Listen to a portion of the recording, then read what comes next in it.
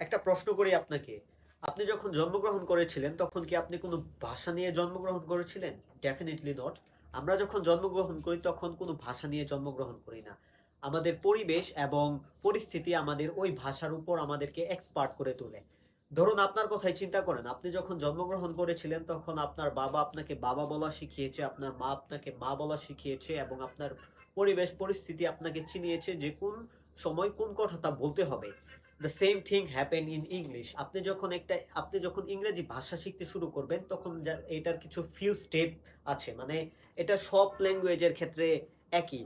আমি অনেক রিসার্চ এবং অনেক খোঁজাখুঁজির পরে আমি এই এই মেথডটা জানতে পেরেছি। সো ইংরেজি শেখার ক্ষেত্রে আপনার প্রথমে কোনোভাবেই গ্রামারের রুলসের দিকে ফোকাস করা উচিত না, এবং এটা হচ্ছে আমাদের কিছু এডুকেশনাল সেন্টারের সব থেকে ভুল এবং হচ্ছে সব থেকে একটা ফালতু সিস্টেম।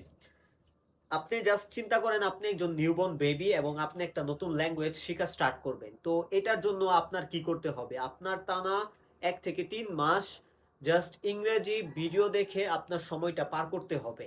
এবং হচ্ছে যে আপনার ইংরেজি কার্টুন বলেন, ইংরেজি কার্টুন অনেক হচ্ছে effective way to learn spoken English.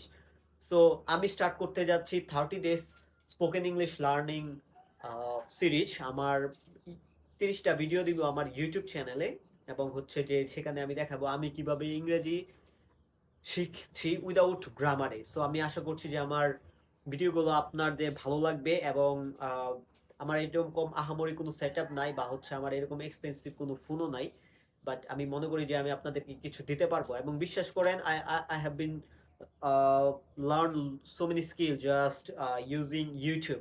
So I think that I will teach you something.